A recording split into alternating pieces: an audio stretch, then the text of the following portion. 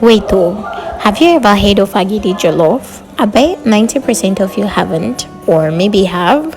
Today I'm making something as simple as pap and transforming it into a full-blown local delicacy that will shock your taste bud. In this recipe, we'll be making use of one more that's cow skin, literally cow skin. So there's me cleaning it up because you wouldn't like to transfer sand or some foreign particles into your stew if you don't wash it well. And this is me adding some salt.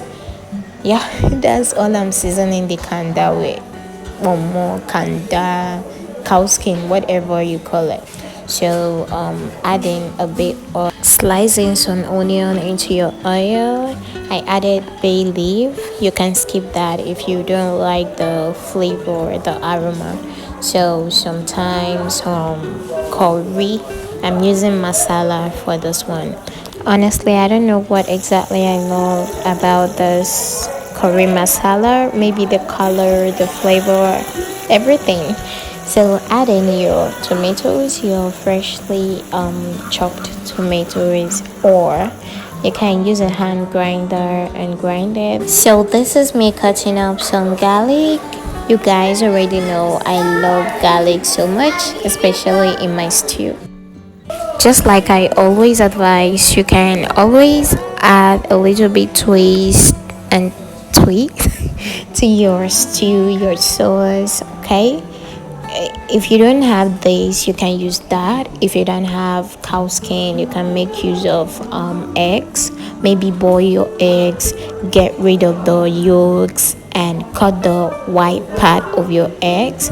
Cut it into pieces and replace the cow skin. So this is Honey Cloud's way. You can do it your way, okay? And that's completely fine. As long as that stew doesn't send anyone to sick bay, it's completely fine. I'm just keeping it local, the Nigerian way, Honey Cloud's way. Just pepper, onion, seasoning, and that's all. The goal here is to make it taste just like jollof rice, but with a twist that will blow your mind. This is actually the part that you should pay attention to. The stew, you can easily do that yourself, even with your eyes closed. But here you need to keep your eyes like wide open. So in a clean bowl, you're meant to add in your pap and add in water little by little. Try to mix it till it has no lumps, and then with the water you boiled earlier, just pour it in like the usual way you make your pap, the normal way you make your pap, and keep stirring.